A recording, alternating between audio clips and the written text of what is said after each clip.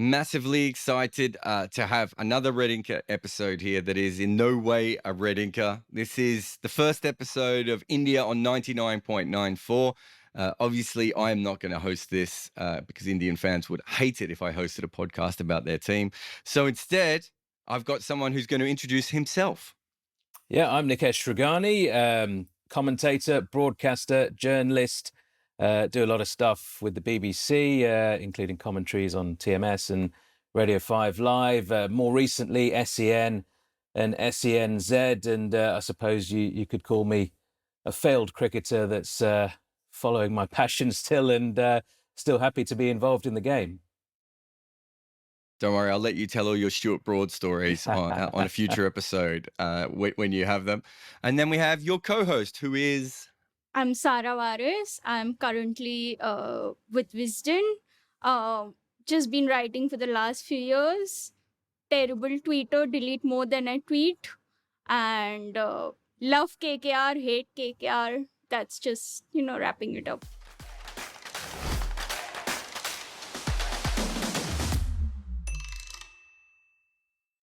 Don't worry, we'll get to your KKR. I was going to say obsession, but I'm not sure that's the right word. Your KKR sickness later on in the podcast.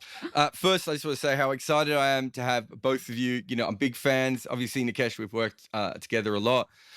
Sarah, we've been, chatting for quite a while, and I've been trying to, bring you on to 99.94. So it's very exciting that we finally get the chance to start this podcast and get you two together. I know you're meeting for the first time today. I'm sure you probably tweeted at each other. Nikesh, you've probably been angry with Sarah's nonsense KKR tweets like the rest of us are. But, it's great to bring you both together. What I really want to talk about is, I think, we started the West Indies podcast first. It's kind of like we literally hired the only two people doing a West Indies podcast to do another West Indies podcast for us. That's not quite the case with India. There is almost too much coverage of the Indian team so far, Nikesh.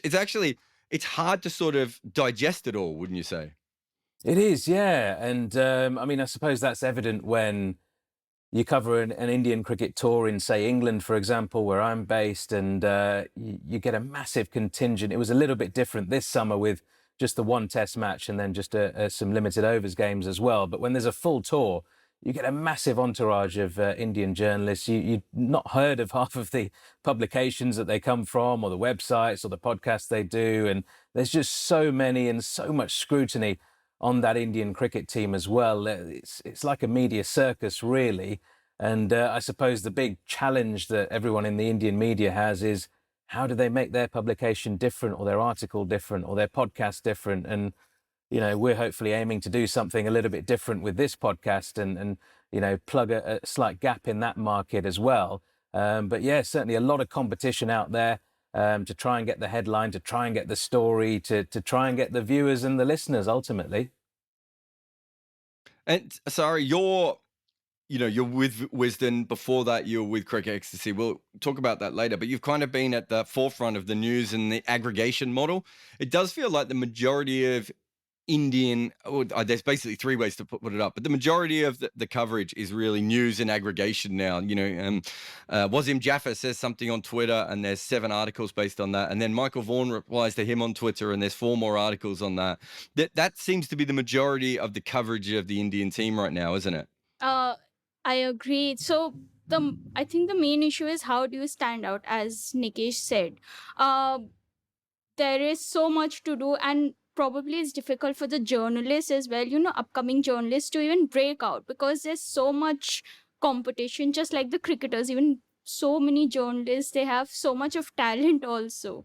So it's difficult for the news channels, it's difficult for cricket journalists also to, make a mark and come out and show what potential they have and how they are different. No, for sure. And Nikesh, I think the other thing is sort of the hot take industry seems to be at its absolute spiciest in India. My favorite thing, you've probably seen this in the nets too, when there'll be a camera, that'll be set up right outside the nets. and there'll be this really angry host, like absolutely spewing his hot takes as the players are behind him in the nets, and they could hear him, slagging them off. That again feels, and part of it is just a numbers game, isn't it? There's so much press in India, but it does feel like that. As Sarah said there, to stand out above the crowd, you do really need to say something quite provocative at times. Yes, you do, but then I suppose there are so many different markets out there, aren't there? There's the hardcore traditional cricket fan who won't be impressed by things like that, but then there's your sort of casual viewer who's really intrigued by these headlines or the anger in this presenter's voice and the fact he's slagging off a certain batter or a bowler or whatever it might be in the nets. And here's a question for Sarah, actually, on the back of this. What actually quantifies a journalist do you have to go through a formal qualification? Like in the UK, most journalist jobs you wouldn't get unless you've either got a journalism degree or you've done some sort of course in journalism. Is that the case in India as well, or is there a different route? Because you see a lot of these guys, and I mean, journalistic ethics and normal sort of ways of doing things as a journalist the world over don't seem to always be the case in South Asia and particularly India sometimes. So I don't have any journalistic degree. I did English literature, master's in English, and I just had a flair for writing and probably got lucky, and that's how I'm here. I think the point that not a lot of because there's so many organizations and all of them need writers, so not many will do a course in journalism. So probably out of passion, there are many young 15, 16, 17 year olds who are currently writing. It's just a passion, side hobby. So it's not necessary that they have a course in journalism. Also, because if organizations rely on just hiring people with a degree, there won't be many people who are writing. I suppose what I'm getting at is, do they, once they start their journalism career, then even if they haven't got any qualifications at that point, do they then get some sort of training? Do they then get trained in media law and ethics and all that kind of stuff? Because sometimes, you do see people just openly slagging off players from the Indian cricket team, whether it be the men's team, the women's team, and you can't really do that, I mean, we see it in tabloids in England, in Australia as well, but there's always a certain line, and sometimes that line seems to be crossed by a certain few.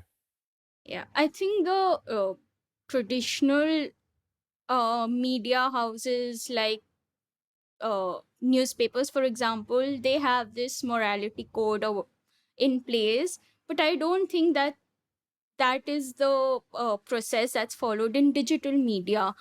Digital media relies on clickbait. There are many times when the content of the article is totally different and the headline is totally misleading, just to attract viewers, because they have to stand out.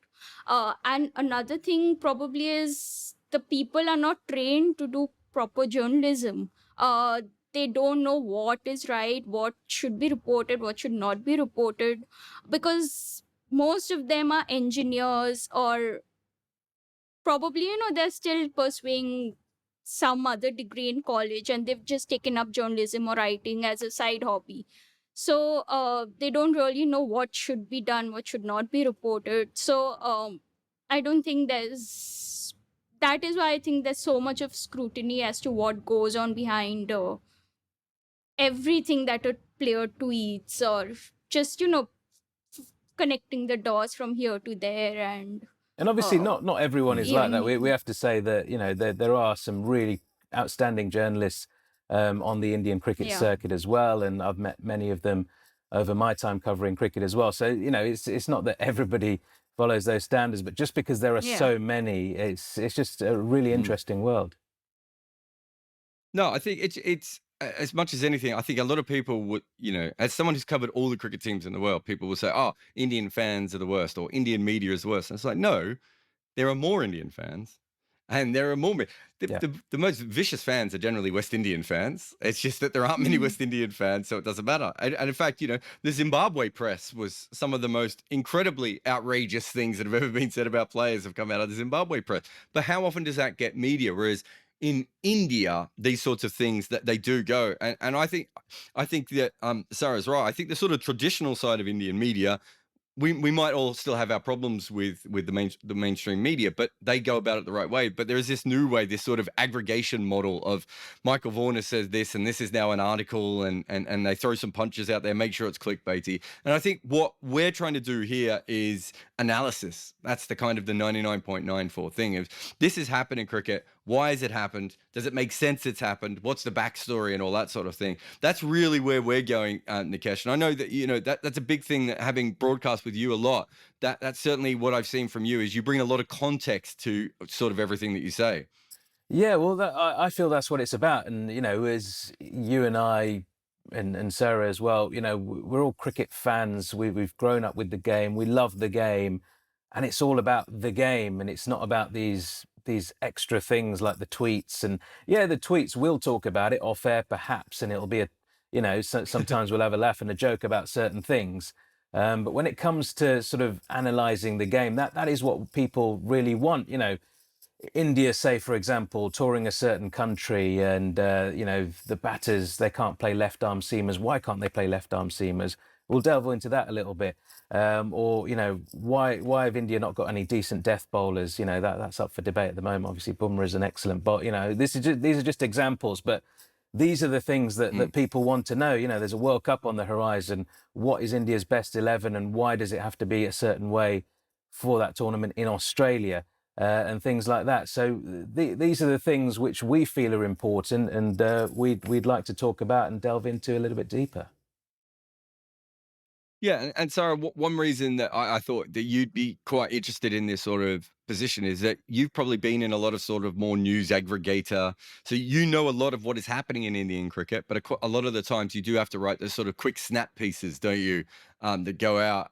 But you actually have a lot of thoughts on the game itself and how it is played and how it is run.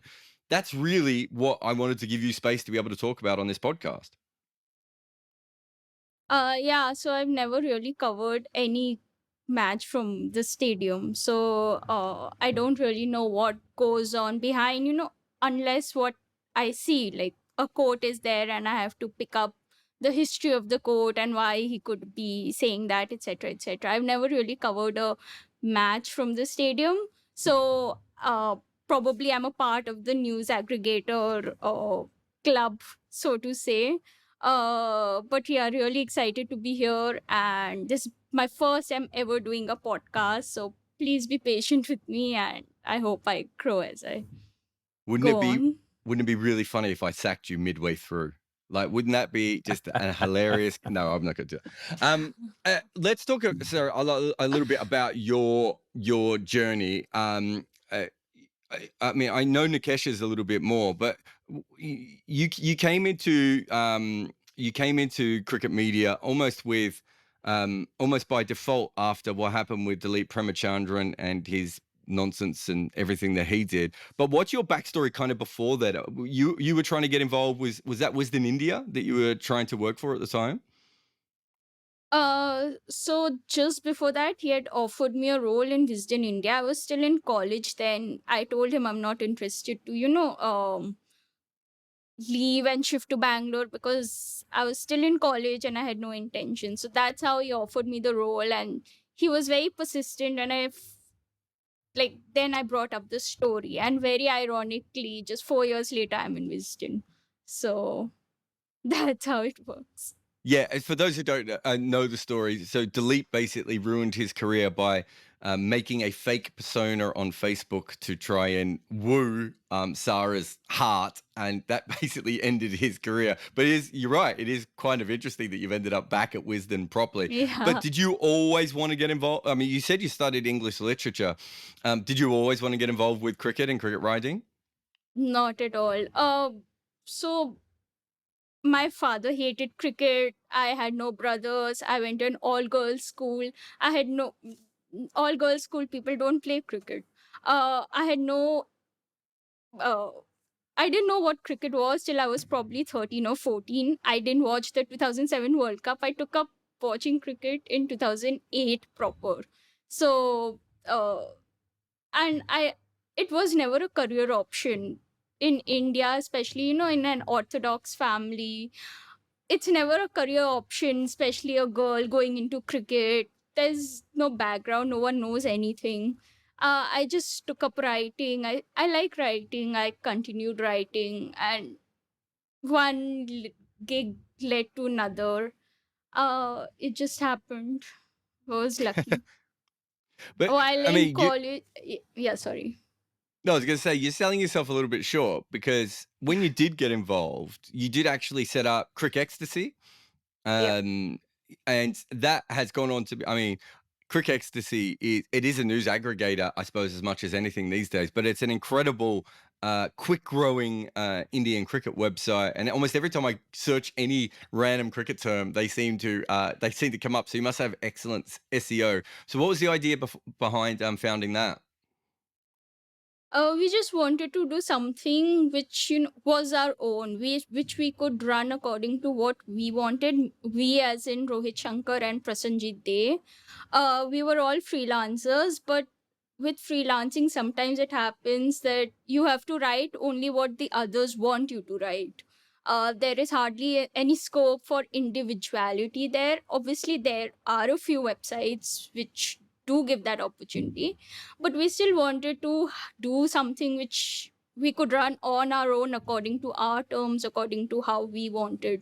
So that's how this idea came up. Rohit and Prasanjit, they gave up their jobs to do this full time. I was already in college then, so it was pretty easy for me.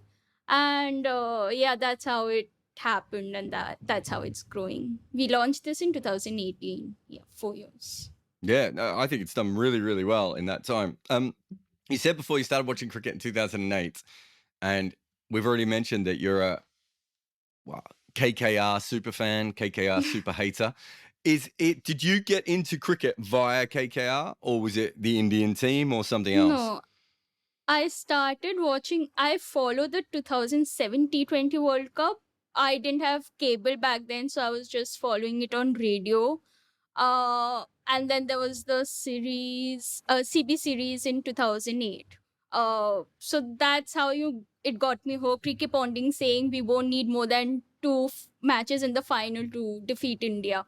And India defeated Australia in 2 matches. So, all that just got me interested, and seeing Sachin and Dhoni. I was a big Dhoni fan then. So it just got me hooked, and KKR was a means, but not the direct, like, not because of KKR, but it really helped in Yeah, I'm not sure. getting I'm me. not sure. Yeah, I'm not sure you could ever say that KKR has helped you in any way following your career. But What is that's very, yeah, sorry. no, you go. I'm saying what is very funny is KKR's first match, I didn't see. I didn't have cable then. Brendan McCullum's 158. I didn't watch that match. And that after that, I think I've seen probably all matches, but that's the only time KKR batter has scored a century. So I think it's me. I didn't know that. I remember that game, but I didn't realize that was the only time. That shows what a Yeah. absolute geek you are for KKR. Nikesh, what I would like you to do is, obviously you grew up playing cricket, and you always tell me that you probably should have gone on as a star batter, You but say that it didn't more quite than me, happen for Jarrod. you. I do. I like to make fun of you as much as I can. I would like you to do two things for me. I would like you to explain what the Tebbit test is in the UK, and then how you fail it specifically. So Norman Tebbit was a politician back in the sort of 60s and 70s, a Conservative MP who basically came up with this test he didn't call it the Tebbit test, it was dubbed the Tebbit test. And he basically was talking about integration from particularly South Asians into the UK, and saying that in order for them to fully integrate, they've got to leave behind their cricket teams, i.e. India, Pakistan, Bangladesh, Sri Lanka, and support England. And if they support the England cricket team, then they are integrated, they are fully English, British, whatever you want to call it. I'm not sure if you live in Scotland and you support England, if that would go down too well. But anyway, that was his theory behind it.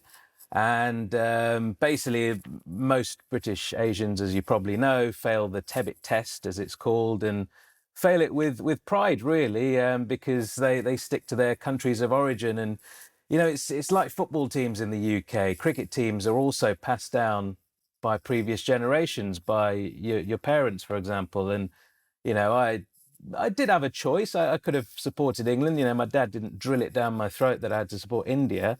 But I just kind of followed what he followed, and we didn't get a lot of Indian cricket in England back in those days with TV rights and things. So you'd have to often follow the text somewhere, or there was a show on a Sunday on Channel 4, Trans World Sport, where you used to occasionally get some highlights in the 90s from an Indian Test series, which was fascinating for us. You hear about this guy, Sachin Tendulkar. I never really saw him play until India toured in 1996, and I was just a little kid then, so I don't remember too much about that tour either. But it was just fascinating to just see these little snippets of Indian cricket whenever possible and follow it as closely as you could.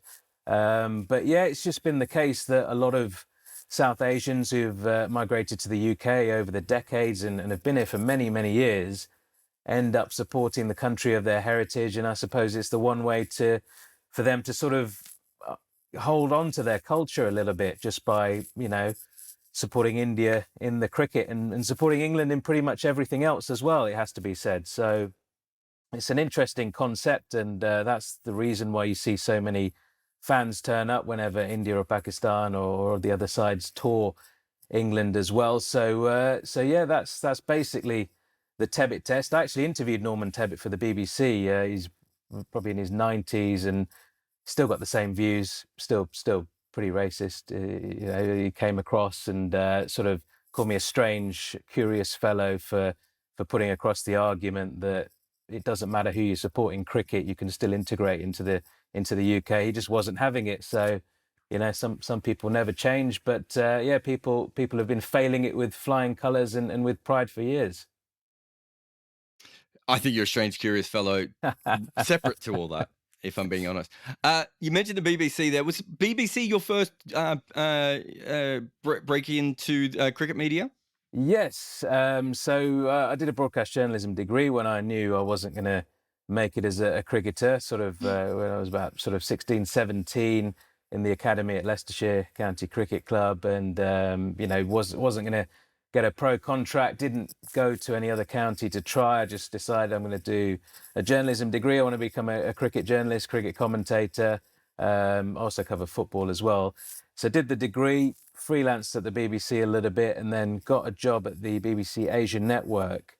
And then in 2009, quite soon after that, I was given the opportunity to go and cover the 2009 World T20, as it was called then, in England, which was fantastic. So I never really sort of came through the system, covered county cricket, and then sort of worked my way up to international cricket. It was straight thrown into international cricket, which was fantastic. Got to, watch some great cricket in that tournament, and sort of never really looked back. And it was a lot of BBC Asian Network for the next few years, covering tests, ODIs, T20s, and then got involved with TMS, Test Match Special, and Five Live. Went to the 2015 Australian World Cup down there. Had loads of fun doing that, and more recently SEN as well. So yeah, it's been quite some journey. There's been a lot of podcasting along the way for the BBC, for Wisden more recently, since I've gone freelancer in the last few years, and now this. So excited about the journey. And you've done what, last couple of years of IPL commentary? Is that fair to say? Yeah, we've been covering actually for the last 4 seasons on the BBC. 4, yeah. So since 2019. So this was the 4th season that we've just covered, and yeah, they're really happy with it. We get a lot of good figures, different audience to what they normally get on Test Match Special. So they're trying to get a lot more sort of British South Asians and Indians in particular listening to their coverage. It seems to have gone down well, and it kind of helps you, I suppose, when you're commentating on 30 matches a season, which I was, just to keep across everything with sort of more of a fine tooth comb. Yeah, I think one of the reasons I thought you'd be really interesting for this podcast is because there's a sort of a tribalism from regional within India, and obviously Sarah is going to just be talking about Kolkata players all the time, as is a normal thing in Indian broadcasting. But because you're an outsider, but you're still a massive fan, your knowledge of Indian cricket is right up there with the very top super nerds that I know, like Sid Monga and those and Bharat and those sorts of people. But you're an outsider as well. You do come from an Indian family, but you are brought up in England and played cricket in England and got your broadcasting career in England. I actually thought that might be an interesting thing to be able to throw you into this podcast. Is that something that you sort of see as a strength here? Yeah, absolutely. I mean, it's kind of from the outside looking in, as you say, but then that sort of vested interest in Indian cricket ever since I was a kid, and that is, it's, if I was to log on to Cricinfo and England were playing, Australia were playing, and India were playing, the Indian scorecard is the first one I'd go to. It's just habit. It's just how it is, and that is where my interest lies. That's the priority. I also, love English cricket and follow all cricket as much as I possibly can. But yeah, Indian cricket is the one for me. But yeah, it's a different perspective, I suppose, when you're not from Kolkata, you're not from Mumbai, you've never lived in any of these places, and you don't have such an affiliation with a certain region or a certain IPL team or whatever it might be. I mean, there was a lot of politics in Indian selection in years gone by, wasn't there? I mean, some would argue it still goes on now with, players from Mumbai being selected, in preference for a certain period of time based on who the head selector was at the time. And then the next year they've changed that up, and then players from Bengal are being chosen because it's Jagmohan Dalmia's BCCI and whatever it might be. So, take that all away, hopefully give you a sort of objective point of view on everything that's happening in Indian cricket at the moment. But it has to be said, I'm from a Gujarati background. I was quite pleased with the Gujarat Titans' victory in the IPL, but don't say it too loud. No, it's okay. I mean, we are all fans of various things, and we understand that. But I just think I think it's great. I love the idea of pairing you two together and seeing how you go. Really excited. Very, from me and the whole 99.94 crew. And you've been on some of the WhatsApps, so there's a billion of us already in the background, making sure that that all this works. We'll be getting you, more and more quality microphones and everything to be able to bump it up. But it's so exciting for us to have it. The second non-me podcast on 99.94, although I am on this episode, but I won't be on any of the others unless I need to pinch it or come in for a speciality if someone needs me to come on. But I think it's great to have both of you here. It's going to be 3 times a week, and just super excited to have both of you. Is there anything that you want to leave the fans hanging on, Nikesh or Sarah, before we head off and you guys prepare for your first episode on your own? Just thanks for listening, and do tune in, because you search for Indian cricket podcasts, and there are 1 or 2 out there, and they're sort of fan-led, and they're very good at what they do in particular. But what we want to give you is something completely different, and I've searched far and wide for trying to listen to an Indian cricket podcast after a series, to preview a series, and I never get what I want. And hopefully we can give you what you want, what you need, and give you all the information, give you all the analysis, and talk about what you want to talk about. Ultimately, you guys want to see India winning these tournaments, want to see India winning series abroad in South Africa and places like that. We'll tell you the reasons why they haven't, what they could do to give them a better chance, and all those kind of things. So do stay tuned, and hopefully you'll get hooked, and you'll be with us 3 times a week. That sounds awesome. Remember, if you're listening to this on Red Inca podcast or on my YouTube, we now have a dedicated podcast out there. And also 99.94 has a YouTube channel. So just search for India on 99.94 on whichever podcast platforms you like, or go to our YouTube channel. Plus, you can also find all the episodes from these 2 lovely people on the 99.94 app. But either way, just subscribe, share, like, and hopefully you enjoy the cricket analysis on the Indian side 3 times a week. Thank you very much for joining me on your podcast.